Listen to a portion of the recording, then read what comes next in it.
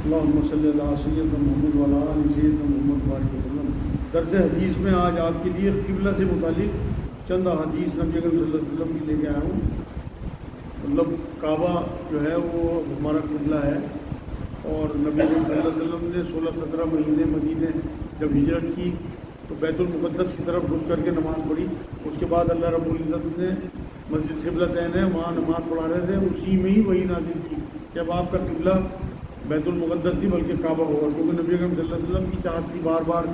وہ آسمان کی طرف دیکھتے تھے کہ کس طرح سے قبلے چینج کرنے کی جو ہے وہ ڈائیورژن کی کوئی اللہ کی طرف سے حکم آ جائے، کیونکہ مکے میں تو حضور کعبے کی طرف منہ کر کے نماز پڑھتے تھے، لیکن یہاں کیونکہ یہودی پہلے سے اور جو بھی ایمان میں آ گئے تھے لوگ وہ بیت المقدس کی طرف منہ کر کے نماز پڑھتے تھے، تو حضور نے بھی اسی طرح پڑھی، لیکن خواہش اللہ کو پتہ تھی، بار بار چاہتے تھے حضور کہ جس طرح کوئی حکم آیا میں قبلہ بدلوں، تو اس سے متعلق چند حدیثیں قبلے سے آپ کے سامنے پیش ہیں۔ حضرت برہ بن عازب رضی اللہ تعالیٰ عنہ کی روایت ہے کہ رسول اللہ صلی اللہ علیہ وسلم جب مدینے میں تشریف لائے اور اپنے ننھیالی انصار قرابت داروں میں قیام فرمایا تو ابتدا میں 16 یا 17 مہینے بیت المقدس کی جانب منہ کر کے نماز پڑھی۔ آپ صلی اللہ علیہ وسلم کو یہ بات بہت پسند تھی کہ خانہ کعبہ کا رخ کر کے نماز پڑھیں۔ کعبے کی جانب رخ کر کے آپ صلی اللہ علیہ وسلم نے جو پہلی نماز پڑھی وہ عصر کی نماز تھی، اور آپ صلی اللہ علیہ وسلم کے ساتھ ایک بڑی جماعت نے ادا کی۔ ان میں سے ایک شخص کا کسی مسجد کی طرف گزر ہوا تو اس نے نمازیوں کو رکوع میں پایا اور حلفیہ شہادت کی کہ میں نے رسول اللہ صلی اللہ علیہ وسلم کے ساتھ کعبے کی جانب منہ کر کے نماز پڑھی ہے۔ اس کے بعد وہ لوگ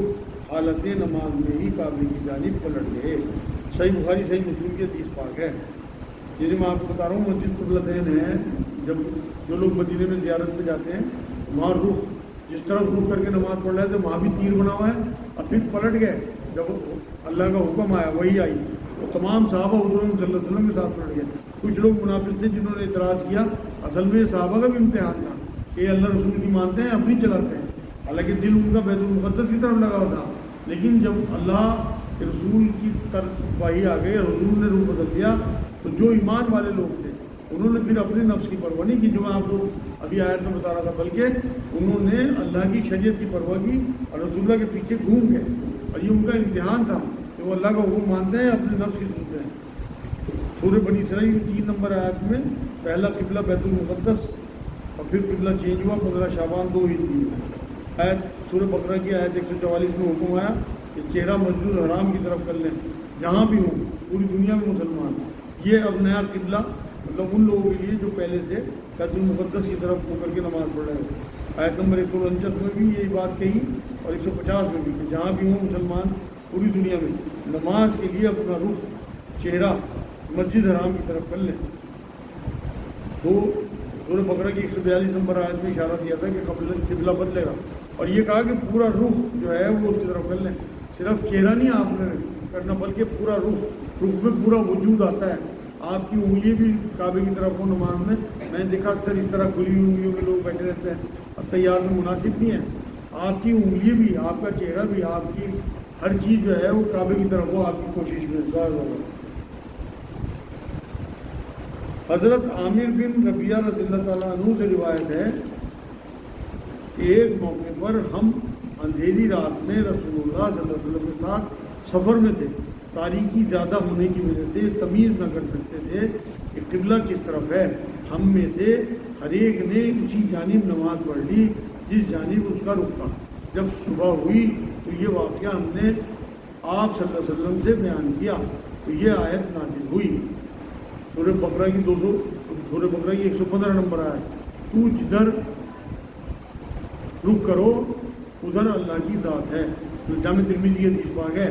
کہ اللہ نے یہ آیت اتار دی صبح کو کہ تم جدھر رخ کرو گے وہاں اللہ کی ذات ہے۔ مطلب اگر تمام کوششوں کے باوجود آپ کو قبلہ نہیں مل رہا، آپ ٹرین میں ہیں، بس میں ہیں، جہاز میں ہیں، تو آپ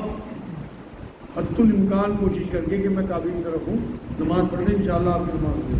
کوشش تو آپ کو کرنی ہے قبلے کی طرف رخ کرنے کی، لیکن بہت زیادہ شدت نہیں کہ آپ نماز ہی نکال دیں اس چکر میں،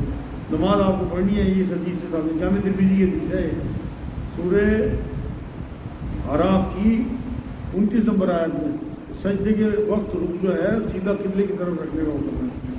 حضرت ابن عباس رضی اللہ تعالیٰ عنہ کی روایت ہے کہ جب رسول اللہ صلی اللہ علیہ وسلم خانہ کعبہ میں داخل ہوئے تو اس کے تمام کونوں میں دعا کی اور نماز نہیں پڑھی، یہاں تک کہ باہر نکل آئے اور خانہ کعبہ کی طرف منہ کر کے 2 رکعت پڑھی اور فرمایا یہ ہے سجدہ۔ صحیح بخاری صحیح مسلم کے حدیث پاک ہے۔ آیت نمبر 169 میں آپ کو بتا رہا سورۃ بقرہ کی، اللہ نے حکم دیا کہ رخ نماز کے لیے کعبے کی طرف، کہیں بھی ہو دنیا میں تو رخ جو ہے کعبے کی طرف کرنا ہے۔ تو نبی نے اندر دعائیں تو کی کعبے کے کونوں کونوں میں، لیکن نماز جو ہے وہ باہر آ کے کعبے کی طرف رخ کر کے پڑھی۔ حضرت جابر رضی اللہ تعالیٰ عنہ کی روایت ہے کہ رسول اللہ صلی اللہ علیہ وسلم سواری پر نفل نماز ادا فرما دیا کرتے ہیں، جس سمت میں بھی وہ جاتی ہوتی، اور جب فرض پڑھنے کا ارادہ ہوتا تو اتر جاتے اور قبلے کی طرف متوجہ ہو کر پڑھتے۔ صحیح بخاری کی حدیث پاک ہے۔